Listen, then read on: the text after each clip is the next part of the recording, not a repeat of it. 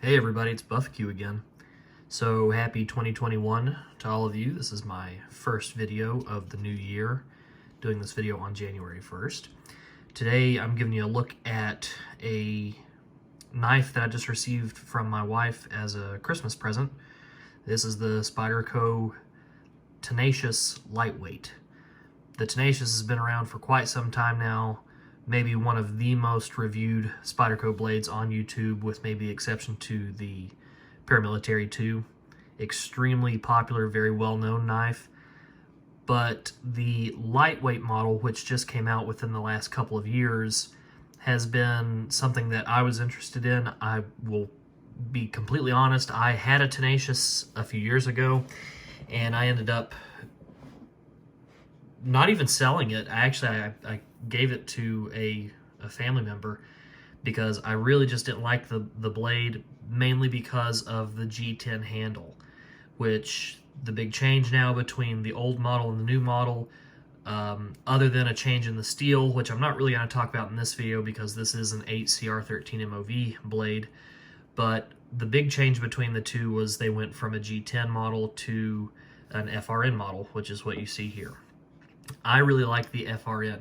I like the FRN scales that come on Delicas and Enduras and Dragonflies, all those. I know they're not super popular with the gung-ho Spyderco crowd, which I do consider myself to be a part of, but I just like the FRN feel. They're nice and lightweight. There's a good grip. You get a good purchase in your hand, and I like them. They work for me, so I'm excited to have this blade. This is, with one exception, my only coated blade I have in my knife collection. Generally speaking, I like a satin blade, but something about this model, it looks really cool with that black coated blade, all black hardware. This is, I guess you could say, this is kind of a murdered out knife. All black, absolutely everywhere. Even the internals, you can see down there. So the locking mechanism, even those liners down in there, it's all black, head to toe. Cool looking blade. So the specs on the knife, you can easily look this stuff up just like you can for any blade. But like I mentioned, it is an 8CR13 MOV steel, so you've got an affordable blade. For a lot of people, $100 is outrageous to spend that on a pocket knife. They're not going to spend that kind of money on a tool, and they would rather go out and at their local, Walmart or whatever, here's $10 and they've got what is, we would all probably agree, an extremely mediocre knife that is not going to hold up for any kind of length of time. But to them, I'll spend my $10 on the cheap knife, and then when it does break, I'll go buy another one, whatever. Well, I'm here to say that for a $50 bill right here, you're in the Spyderco club, so to speak, and you've got a great blade. The Tenacious is just, it's tried and true. The design of this was the concept for this knife was done by both Eric and Sal Glesser, both father and son, worked together to create this knife, which is extremely cool. And this is a knife that's pretty true to the roots of Spyderco. So Spyderco, they're interested in creating a product that is functional first. Okay, that is their first goal. They're not a company that is out to create beauty queens, if you want to call them that. Now, I think all their knives, well, most of their knives are extremely good looking knives. There's a couple funky ones, but Jimbo. But anyway, I think most of their knives are extremely good looking knives, but functionality is the important thing when you're talking about Spyderco. They're not going to release something that is not going to stand up to high performance standards. Okay, so with the Tenacious, they wanted to create a blade that is affordable to everyone, and one of the places you have to kind of make some sacrifices is your blade steel. 8CR13 MOV, hey, that's fine. There's nothing wrong with it. That is fine. No one is saying that this is going to stand up to, something a lot more high end. You know, this is not some S35 VN steel. If it were, it would have a different price. Okay, so that's the steel you get on this blade, whether it's satin or coated. On this particular model of the lightweight Tenacious, that's what you've got. It is a drop point, just like the other earlier models were. Again, this one comes in that nice black black finish. This is the plain edge one. You can get it in a serrated, and I think possibly even a combo. I can't remember if you can get this one in the combo edge or not. Real quick, I want to just mention, if you're buying a knife from Spyderco, you can be guaranteed that when you open that box, it is going to be razor sharp. I have started probably about a year and a half ago. I started sharpening my own knives with the Spyderco Sharp Maker, and it does incredible work.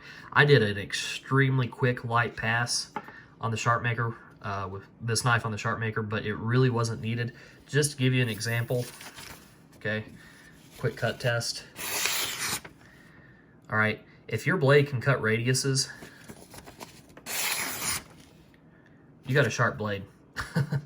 And I mean, this thing comes wickedly sharp right out of the box. That's what you can come to expect from Spyderco. Yep, it is the great FRN material for the grips. I mentioned that. I really like that. The weight. All right, so this is where a good friend of mine has a Tenacious. He has the G10 one with the orange grips, and he and I were talking about this. It's been a while ago, but Zach mentioned to me, he said, you know, I've seen the specs between the regular Tenacious and the lightweight, and he said there's not that big of a difference in the weight. So the weight on the lightweight Tenacious is 3.80 ounces. All right, the weight on the traditional G10 Tenacious is 4.10 ounces. That's really not a very big difference. If you're like me, you would probably notice it, just because lightweight products are kind of what you're into. But the average person, pick up a regular G10 Tenacious, pick up the lightweight Tenacious, they're not going to notice a difference. And so I kind of agree. Yeah, there's really not a big difference. Calling this one the lightweight model, yes, that's accurate. It's a little bit misleading because there's not a huge difference between the two. But again, my comment on that is if you like FRN grips, if you prefer FRN over G10, you're gonna like the lightweight Tenacious because it just has a whole different feel to it, an entirely different feel in the hand. Just such a great looking blade. I like the jimping. Nice and grippy. Okay, you got a nice feeling purchase there. Can really dig in with that. The action on it is as quick and smooth as you could expect from any Spyderco knife. So liner locks are also not my favorite locking mechanism. I do prefer a lock back, but it works for what it is. Great deploying blade. Centering. All right, here's where a lot of guys are going to complain. Centering, not so hot. Centering looks pretty rough on that, doesn't it? Yeah, I'd agree with you if you say it does. Let's see if I can get that to focus for you. Well, sort of. Yeah. Yeah. Centering is way, way off. Now, what I don't know is how common is that with a liner lock? Because technically with a liner lock, you do have a part of the locking mechanism that is always pushing on the side of that blade. But I would imagine that's probably not common in a lot of their other models. I feel like you could probably get a liner lock from Spyderco that the centering doesn't look like that. Now, I will be honest, I'm not someone that centering matters all that much to. I just don't really care.